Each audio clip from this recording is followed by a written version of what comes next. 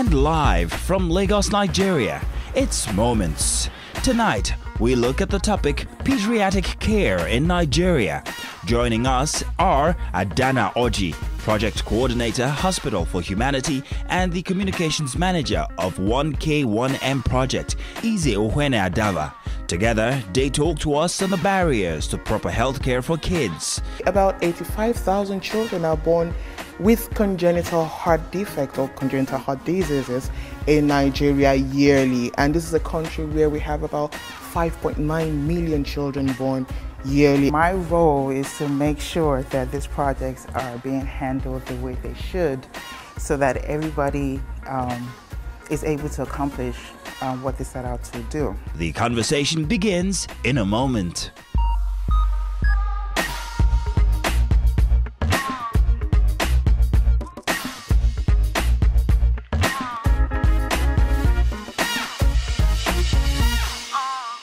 You're watching Moments Nigeria. So we're talking about pediatric care in Nigeria. I know that over $1 billion is spent, flying people out to have this surgery in other parts of the world, from the US to India. So I'm just curious to understand, why can't we have the surgery available in Nigeria? Is it that the surgeons are not skilled enough? Do we not have the equipment? What's the reason that it can't be performed in Nigeria on a larger scale?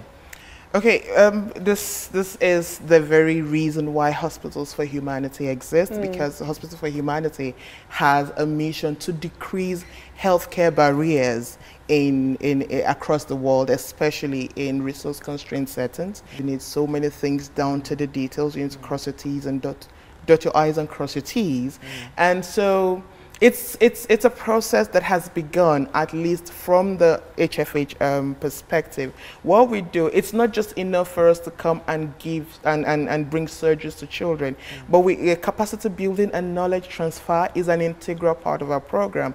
So since we began this, we have had partnerships with some organizations like the Jos University Teaching Hospital, the National Hospital, and then their select staff in the appropriate departments join with us during the surgeries, and then they learn. Even people from, I think people from Luth also join us as well, and we've seen a progressive improvement over time, because with us it's not business as usual. The fact that we're in an interesting resource setting does not mean that we will compromise on quality, because our cares and services compete favorably with any first-class institution around the world.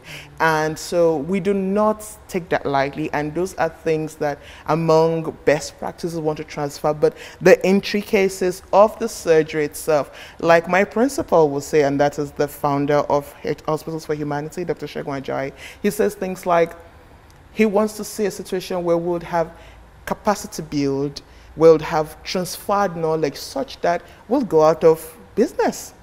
So we can say, oh, so we came, we helped, we did this, and I think Nigerians it's interesting because someone was saying that the concept of an NGO should be that one day you have to close the NGO because you solved the problem. Yes, you have to be able to, you have to have your closeout plans, and so we want to be able to transfer world-class knowledge at very, very, very high standards to people, and then we want to see it replicated, we want to see it happen, and we don't take no for an answer, we don't have an excuse. So for the past 2 years we've done something that is almost akin to a gap analysis, a preliminary study, while carrying out the surgeries in Nigeria. When people hear, they go, you did that? How did you do it? It's interesting when you see what we do, and I hope I can invite your teams to come to our next surgery so you can see for yourself. We have our pharmacist stand. We have our pharmacists come with us. They've been teaching counterpart pharmacists here how to formulate how to go about drug formulation. We give them all resources they need. We help them through. They see what our people do, and we also give them responsibilities, and they're getting good with it, because after the surgeries and our people have to go back, if we have any more child in recovery or something, they take over. So it's important. We don't just say, come and stand and look. No, you are an active participant. We've got people who lovingly want to transfer knowledge, and we do it with all joy. That's so brilliant. yeah, that's a summary of why we exist, even though we do other things. But for pediatric cardiothoracic surgery in Nigeria, we need to do that, because when we get it right, Nigeria cannot become a destination for medical tourism as well. We currently, structurally and all that, we need to get more, we need to expand, because for us we come with virtually everything we need, and with the kind partnership we have with National Hospital, we get the facility, so we set up the spaces, our PQ. I go on and on when I'm talking about our work. So interesting, but We're I'd love learning to know so much. the survival rates, actually, because you talked about, you know, 96% with Hospitals for Humanity. Fantastic. Yes, 96% you can check our patient database and all. It's amazing, and you see, that is what encourages us on, because we see children who otherwise would have died have a chance to live. For instance, in November, when we had we have what we called time-limited medical outreaches. So in November, when we had this one, we brought children from the past outreaches, and they were all amazing. They were doing so well. We had videos, and they were doing things they couldn't do before: run around, play, yell, jump. You should see me. I was all kidding. It's crazy. I'm so excited to hear what you guys are doing, and it seems as if you're making so much impact. You know, we're going to continue the conversation, and you came with a team member who will be joining us after the break, a coordinator. So after the break, we continue the conversation with Hospital for Humanities and the amazing work that they're doing right here in Nigeria. While we are fundraising, looking for support and partnerships and all, the children in the pool of 200 who are in urgent need die off. That's the reality of it.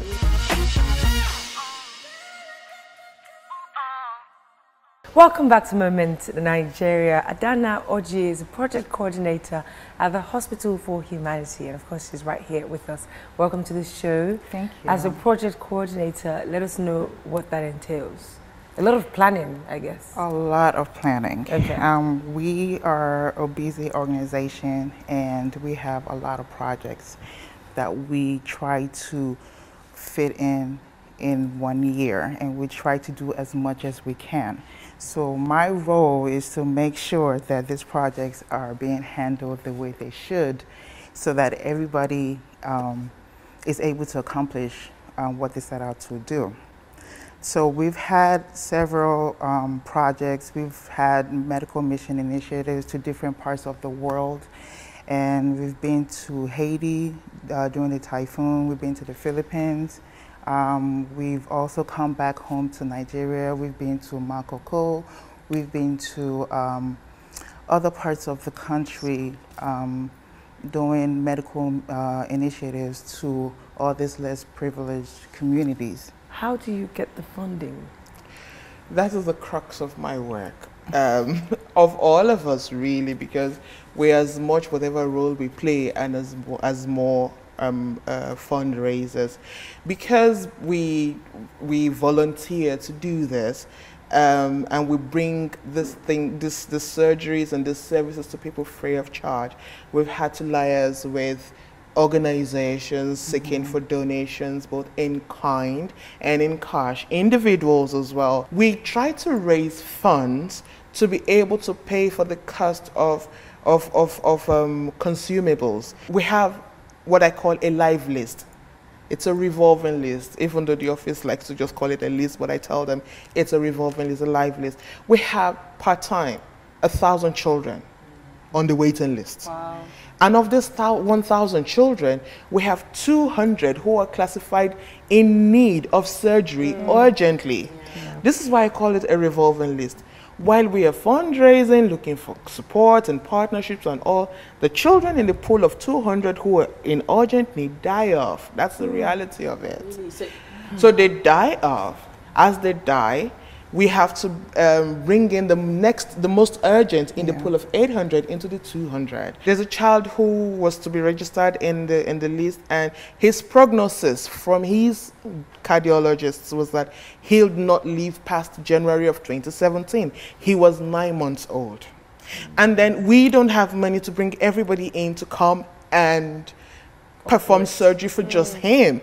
So here we are trying to put together another surgery within a time frame that can accommodate him. And while we're still going on with this registration process with us and all, and calling the mom, I just asked the person who referred him to us via WhatsApp. I'm like, oh, how is he doing? We called the mom. The mom has not picked our calls, and he says he died yesterday on his mother's birthday. This is really heart-wrenching, and for our viewers at home who would like to be a part, because I know you have sort of like an event coming up, or you have a proposal. It's called the 1K1M. Yes. If you can just talk to us about that, so people at home can also... Okay, so we have a fundraiser in a bid to raise money to be able to bring the surgeries to children. It's called the 1K1M. The 1K1M is an effort to reach at least 1 million Nigerians, or 1 million people, to donate at least 1,000 naira or its equivalent, currency equivalent wherever you are, to Hospitals for Humanity to be able to bring surgeries to children. So we have a social media campaign that is launching in another few days, the 1K1M campaign. And it has a challenge. It's called the 1K1 Heart Challenge. Now, in the 1K1 Heart Challenge, all you do is, after you've transferred or donated your 1,000 naira, you have a temporary marker, a red marker. You draw a heart at the back of the palm of your hand, and you put it over your chest and say, I just donated 1K1, I just donated 1,000 naira, or I just donated to 1K1M. I nominate Ada and Toke to do the same. So it can either be it can be pictures, it can be videos or anything, but the hashtag is hashtag 1K1M or hashtag PCTSI.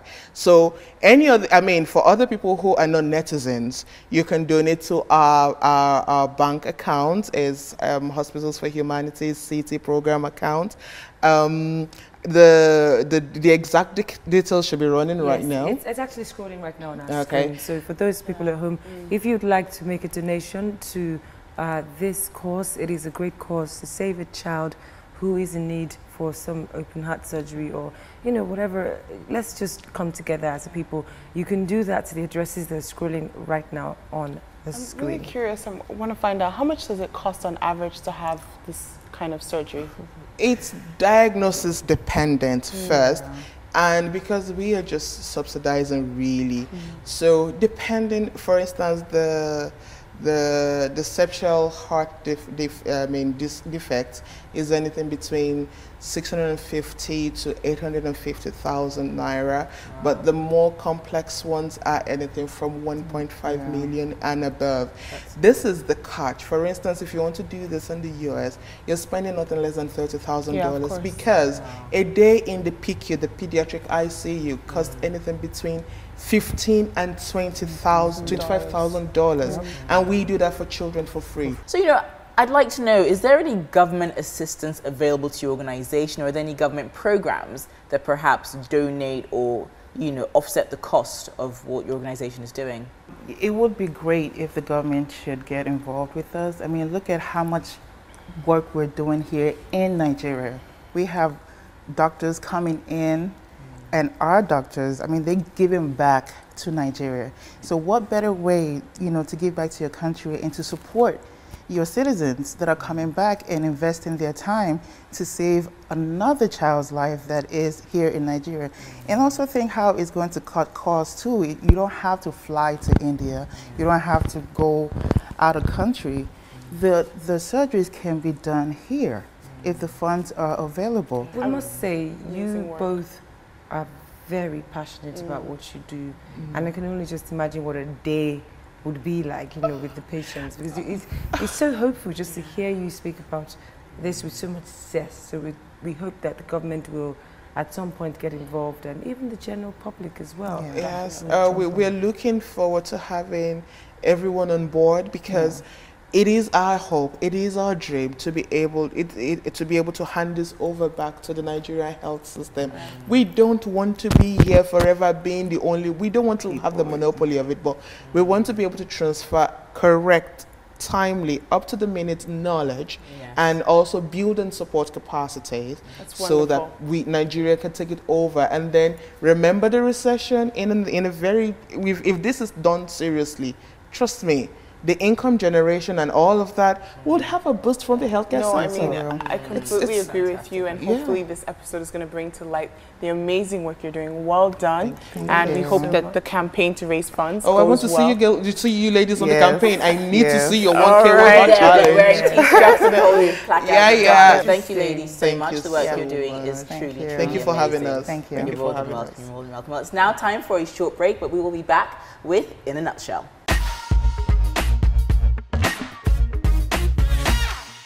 Welcome back to Moments Nigeria. In a nutshell, I am so moved by, the organization Hospital for Humanities. I am definitely very encouraged to see that they're doing amazing things in Nigeria, and also just to see doctors donating their time. I hope that, like she said, one day they can leave and they can leave it to us here. There's no reason why Nigeria cannot be a place for medical tourism. Yeah, I definitely agree. I mean, I was most moved by the fact that people are on waiting list and you're just hoping, and the waiting game. And I do hope that a lot of people would watch this particular episode and will feel encouraged to do more. Definitely. I mean, for me, I was getting really emotional when she was talking about all the children that die when they're waiting for, their operations to happen. And I pray that one day Nigeria can be a place where we have like a national health system, so it doesn't matter what your income level is, you're met at your point of need. If you need to have this operation, the government will pay for it, the people of the country will pay for it. So, correct. Yeah, that's very true. Yeah. All right, it's now time for our question of the day. What scares you more about walking into a hospital? The fear of the bill that you might pay, or the fear of misdiagnosis? When I was much younger and broke, the fear of the bill that I can pay. But now that, the Lord has blessed me a bit, I still don't want to walk into hospitals though. Yeah. I think it's usually the fear of what the doctor might say. Most especially if I cannot completely find on Google what is wrong with me. Because I Google my symptoms. But Google will tell you have a million different things. You do know that, don't you, Doctor? Yeah. It'll say, oh, you have cancer, you have typhoid, you probably just have a cold. So that's Google. Knock on wood. What about you, Tallulah? I think it would be, for me, the fear of getting a misdiagnosis. Yeah. There's nothing worse than being treated for an ailment you don't have, and then having to go through all those steps and then coming back and say, oh, sorry, you have this instead. So that would actually really freak me out. I think, the fear of misdiagnosis. I mean, money, you can have a high bill, but there's nothing worse than being treated for something that you don't have. But we know that you guys will have different responses, so let us know. What scares you more? That's our question of the day about walking into the hospital. The fear of the bill that you might pay, or the fear of misdiagnosis. Let us know via all the addresses that are scrolling across the screen. Guys, it is our 4th year anniversary. We are going to be cutting a cake. We're going to be celebrating. We're excited, and we're so excited that you get to join us on this, and that's going to be coming up shortly.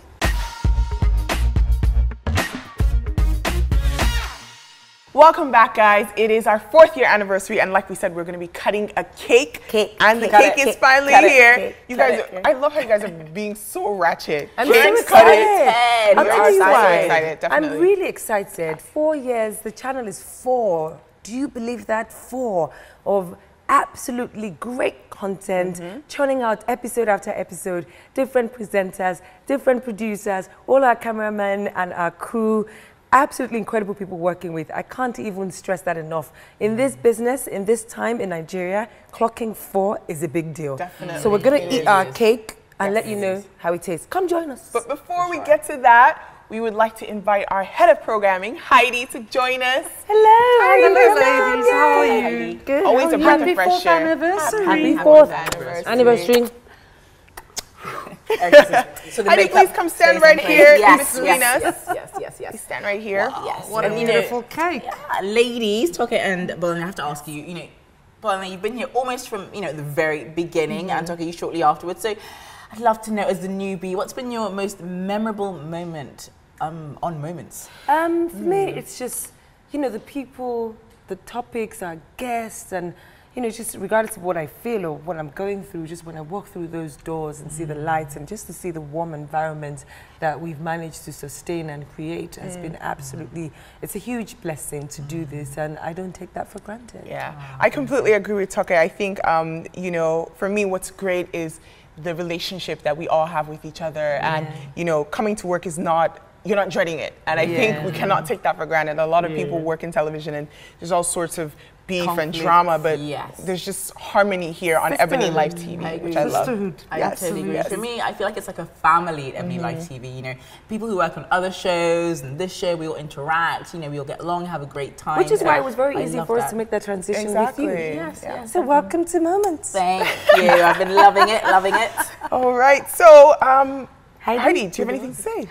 All I can say is happy 4th anniversary EbonyLife TV and Moments, and may we look forward to our happiest 10th, our happiest 30th, amen, our happiest 120th, amen, grandchildren of grandchildren. Watching Moments. And you know, it's fantastic to be here with the sisterhood of Moments. Yes. Oh, thank you, Heidi. You know, that was started by Moa Buddha herself, our diva, our icon, the woman we all look up to. Happy 4th anniversary. Yes. All right, thank you so much. And on that note, we're going to continue to cut the cake. Thank you so much for joining us again on Moments Nigeria. We hope that you will continue to stick around with us. And we have to close by saying our favorite saying, which we believe in. If you can think it, you can do it.